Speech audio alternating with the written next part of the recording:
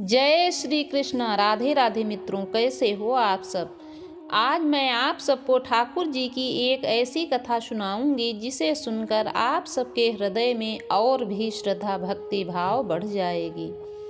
श्री जगन्नाथ महाप्रभु के भक्त श्री सदन कसाई जी का नाम तो सुना ही होगा। सदन कसाई जी मांस बेचते थे, यही उनका काम था। एक बार तराजू में मांस को तोलते थे। जब मांस का विक्रय कर रहे थे तो उनको पता ही नहीं था कि भार की जगह वह शालिग्राम जी को रखते थे, लेकिन कीर्तन उनको बहुत प्रिय था। मांस बेचते हुए भी वह कीर्तन जरूर किया करते थे, ऐसा उनका स्वरूप था। एक बार एक महात्मा वहाँ से निकल रहे थे और देखते ही पहचान गए कि ये तो शालिग्राम जी हैं। बोले, ये तुम क्या कर रहे हो? ये तो बहुत बड़ा पाप है। ये तो साक्षात शालिग्राम जी हैं। कसाई बोला कि मुझे तो पहचान ही नहीं है। उसने कहा, मुझसे गलती हो गई है। महात्मा बोले, लाओ मुझको दे दो। शालिग्राम ले लिए और ले जाकर नदियों के जल से स्नान करवाया, शुद्ध पंचामृत से स्नान करवाया, इत्र लगाया, चंदन लगा करके चांदी के सिंहासन पर विराजित कर दिया, सुंदर माला पहना दी, बढ़िया खीर बनाकर ठाकुर जी को भोग लगाया। ठाकुर जी विराज गए। रात्रि को महात्मा के स्वप्न में आकर ठाकुर जी बोले, सुनो, सुबह होते ही हमें वहाँ ले जाओ और सदन कसाई को दे आओ। महात्मा बोले, महाप्रभु वो तो मांस बेचता है। इतना ही नहीं, वो मांस को आपसे तौलता है और तौलने के लिए आपको भार बनाकर रखता है। आप उसके घर जाकर क्या करोगे? ठाकुर जी बोले, मैं जितना बोलता हूँ उतना करो।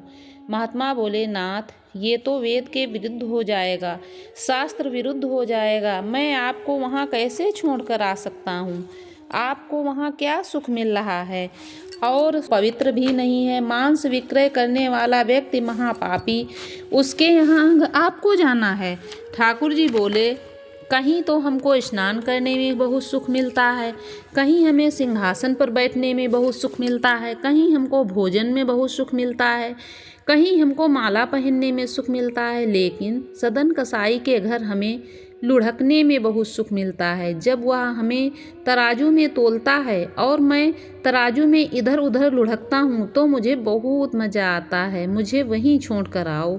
वह मांस बेचता है, कुछ भी है, लेकिन जब वह मांस तोलता है तो कीर्तन गाता है। वह हमको बहुत ही प्रिय लगता है, इसलिए हमें वहाँ छोड़ कर आओ। न जाने कौन से गुण पर दया निधि रीझ जाते हैं। हमें लगता है कि कुछ न कुछ करते रहो, कभी न कभी रीझ ही जाएंगे बिहारी।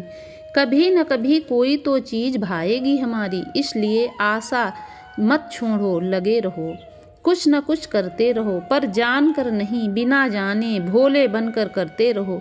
न जाने किस भाव से रीझ जाएं बिहारी। सदन कसाई के घर वापस महात्मा आ गए और शालिग्राम जी को देने लगे। तो सदन कसाई बोले कि ठाकुर जी को यहाँ लेकर क्यों आ गए आप महात्मा जी? मैं तो मांस बेचता हूँ और इस जगह ठाकुर जी के लिए बहुत ही गलत है। महात्मा बोले कि ठाकुर जी मेरे स्वप्न में आए थे और बोले कि उन्हें तुम्हारे संग ही रहना है। मुझे यह बताते हुए लग रहा है कि उस समय सदन कसाई जी की क्या हालत रही होगी। ठाकुर जी को बस तुम्हारे ही संग रहना है। हाथ पांव कांपने लगे, नेत्रों से अश्रुधारा गिरने लगे। सदन कसाई मनोविकार करने लगे कि मैं इतना गंदा, इतना पापी इंसान, और ये ठाकुर जी मुझसे मिलने मेरे घर चले आए। मैं इनके लिए इतना भी नहीं कर सकता कि मैं ये दूषित काम न करूं। ज़्यादा से ज़्यादा क्या होगा, भोजन नहीं मिलेगा, मुझे धन ही तो नहीं कमा पाऊंगा, लेकिन इससे बड़ा धन क्या होगा कि ठाकुर जी मुझसे मिलने आए हैं, मेरे लिए व्याकुल हो रहे हैं। उसी समय सदन कसाई ने अपनी दुकान बेच दी, सब काम बंद कर दिया, बस अपने ठाकुर जी के लिए जीवन जीने लगे। आप मुझसे मिलने के लिए तड़प रहे हैं नाथ, अब मैं तड़पूंगा आपसे मिलने के लिए, मैं आऊँगा आपसे मिलने के लिए। और निकल पड़े सदन कसाई। साक्षात नंद नंदन सदन कसाई चलते जा रहे हैं। रात्रि का समय हो रहा था। एक भवन बना था, उसी भवन के बाहर सदन कसाई बैठ गए। सदन कसाई का स्वरूप बहुत ही सुंदर था। वह जिस भवन के बाहर रुके थे उस भवन में एक गृहिणी बाहर आई और सदन कसाई के रूप को देखकर मोहित हो गई। शाम का समय था, लोभ देने लगी। सदन कसाई से बोली, चलो घर के अंदर आ जाओ। सदन कसाई उस गृहिणी को देखा तो उनके अंदर कोई ऐसा भाव तो था ही नहीं। उनके हृदय में श्री जगन्नाथ महाप्रभु के दर्शन की लालसा थी। उन्होंने ऐसे ही अपना हाथ उठाकर इशारा कर दिया कि मैं नहीं आऊँगा, और उस इशारे को उस गृहिणी ने समझा कि यह कह रहे हैं कि पहले अपने पति का वध करो, तब मैं आऊँगा अंदर तुम्हारे साथ।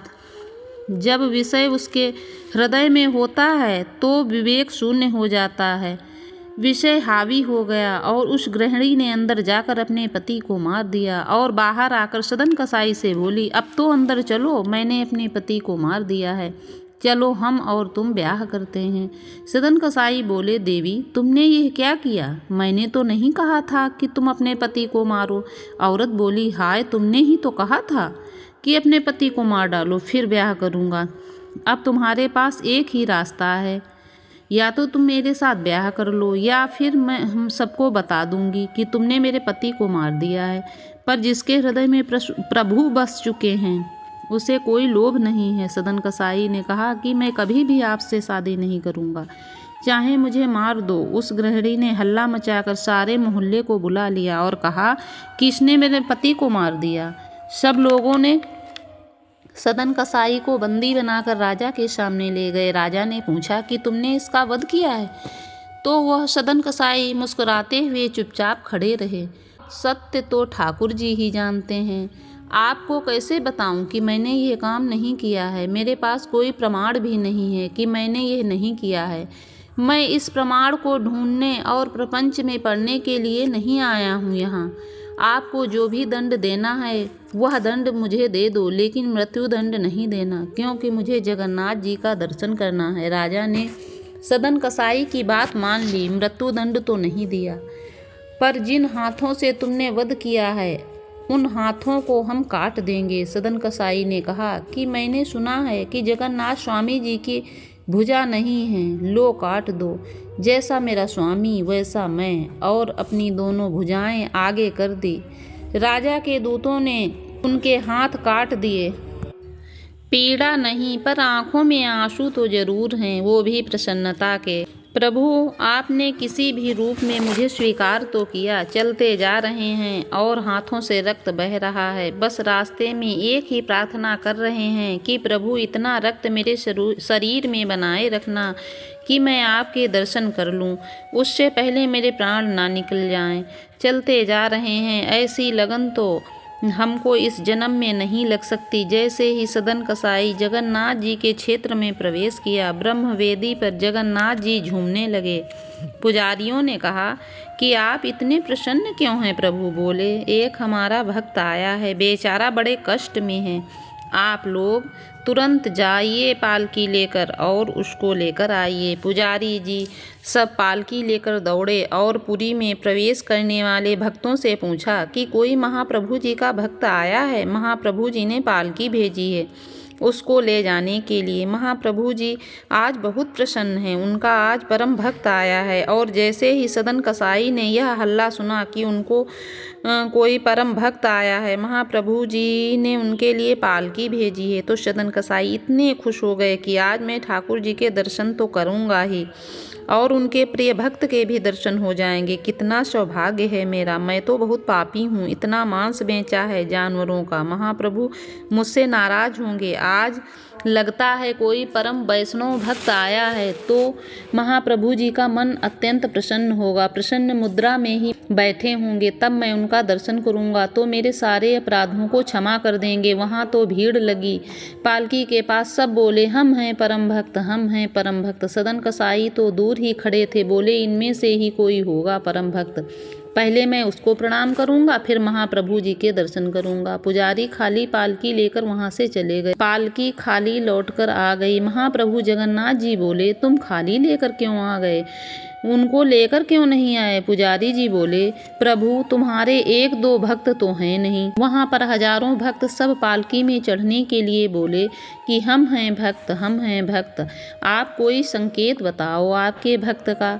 श्री जगन्नाथ जी के नेत्र सजल हो गए, बोले, मेरी तरह उसके भी हाथ नहीं हैं, जो आया है वही है मेरा परम भक्त, उसी को लेकर आओ। पुजारी पालकी लेकर दोबारा गए, देखा कि जब श्री क्षेत्र आया तब सदन कसाई पैरों से सीधे नहीं जाते हैं, लेट लेट कर दंडवत परिक्रमा की तरह अंदर आ रहे हैं, भुजा नहीं है, लेटते हैं और फिर उठते हैं। यह देखकर लोगों का हृदय द्रवित हो जाता है और प्रसन्न मुद्रा में मैं आज जाकर महाप्रभु से मिलूंगा। पुजारियों ने जब उनकी स्थिति को देखा तो कोई उनके अपने नेत्रों के आंसू को रोक नहीं पा रहा था। सदन कसाई को पुजारियों ने उठाया और कहा कि चलो, महाप्रभु जी ने तुम्हारे लिए पालकी भेजी है।